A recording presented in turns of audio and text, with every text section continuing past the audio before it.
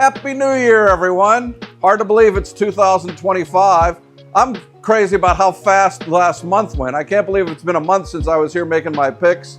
And today we're going to do something a little bit different. I've gotten a bunch of requests from people out there, good beginners corals. So today I'm going to highlight the beginners corals you can go to, because a lot of people start their new tanks this time of year. They have new tanks they got for the holidays, so they want to start off with new corals.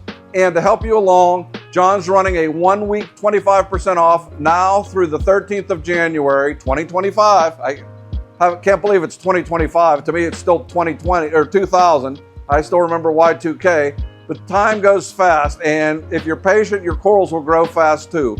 So I look forward to giving you these tips today on some new beginners corals. Well, not really beginners, but good corals to start off with. Enjoy.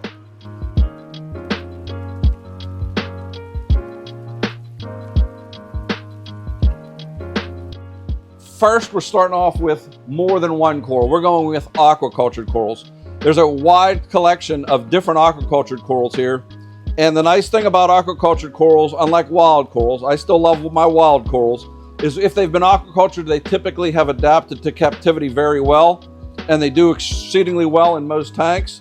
So I strongly advise, if you want to start off with some nice beginners aquacultured SPS corals, this is a wide selection. Everything from Montiperas, a few Acroporas, Favias, Cyphastrias, just about every different type. And this is a good place to start if you're starting off a new tank and you want to start off with LPS or SPS. These aquaculture corals are nice ones to start off with. Next is an old standby. I got these 25 years ago when I was collecting in Fiji. Not these ones particularly, but I got one at home that's 25 years old. These are Fiji yellow scroll turbinarias. These do very well also in the bottom to upper or bottom third of the tank. They don't like a whole lot of flow, but they like some. They tend to spread out to capture as much light as they want. So if you put them in an area where they can get a fair amount of light, they'll do very well and they'll fill a space very nicely. And they're a different looking coral. Next on our list are one of my favorite corals to start with, and those are zoanthus. They are a good indicator coral. By that I mean they either thrive and grow like crazy, or if your conditions aren't right, they will tend to fade and be retracted. They also can bring in some pests. These are obviously pest-free, but you want to keep an eye on them if you add any other zoanthids over time. Always make sure that they're pest-free. These like to be in the upper portion of the tank. The brighter the light, the stronger the flow, the better these zoanthids, particularly this bright one with bright yellow, orange eyes does.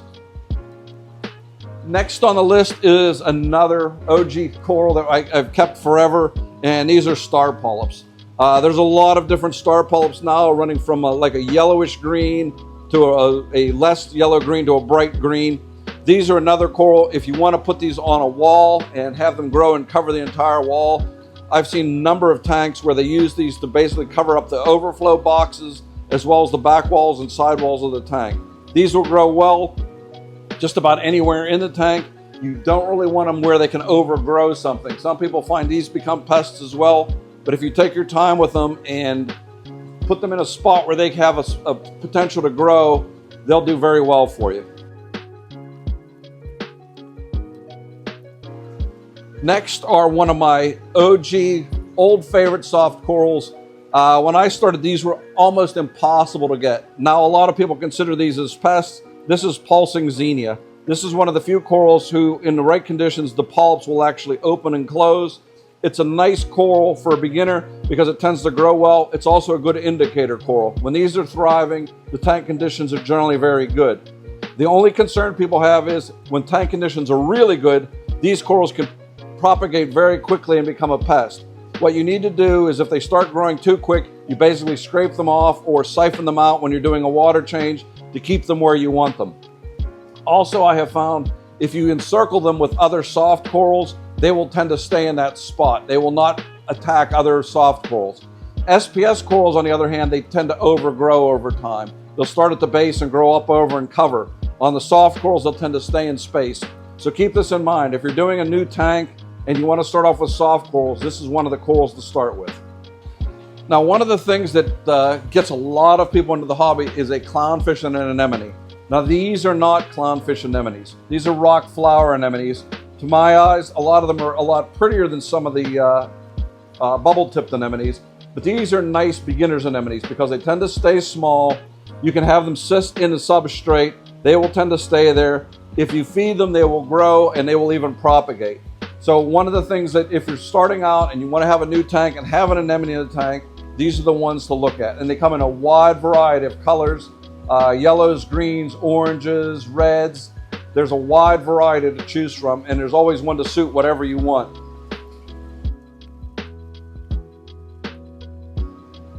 Now another group, if you're going to get into LPS corals, are the Alveoporas. Obviously you can see these are doing well. This is pretty much an Alveopora garden. These should be fed fine particulate food once or twice a week. They like moderate flow. They don't like to be blasted, but they do like some moderate flow. They don't like to be near Bernatoporas or some of the other LPS. These also are a stinging type of coral. I have had them burn Euphyllias because of how strong their sting is. So keep them away from Euphyllias. But as you can see here, you can keep them with other Alveoporas and even Gonioporas, and they'll tend to do very well together. Now, as I mentioned, they have a wide assortment of SPS corals that have been aquacultured. This is all in this row here. You have a wide variety, everything from strawberry shortcakes to humilus to Postal Laure's.